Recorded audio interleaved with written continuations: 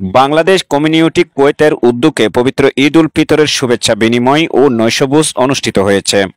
Kuwait প্রতিনিধি ইদ্রিস আলী সোহাগ জানান, বৃহস্পতিবার 11 এপ্রিল কুয়েতের ফরওয়ানিয়া এলাকায় মিক্স ইয়াকি রেস্টুরেন্টে আয়োজিত অনুষ্ঠানে সভাপতিত্ব করেন বাংলাদেশ কমিউনিটি কুয়েত এর সভাপতি মোহাম্মদ ফিরোজ বদু।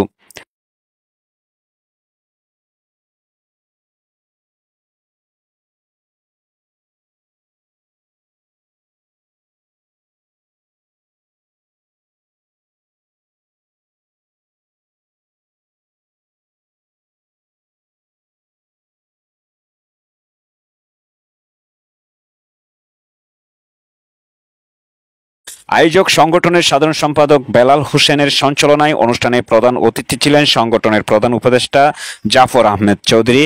বিশেষ অতিথি ছিলেন বিশিষ্ট ব্যবসায়ী রাজনীতিবিদ মোহাম্মদ জাকিরিয়া, মাসুদ করিম, মোহাম্মদ সাইদ চৌধুরী, মোহাম্মদ ইব্রাহিম, আব্দুর রব আজাদ, কবির হোসেন, নুরুজ্জামান ও মোহাম্মদ নজরুল ইসলাম সহ আরো অনেকে।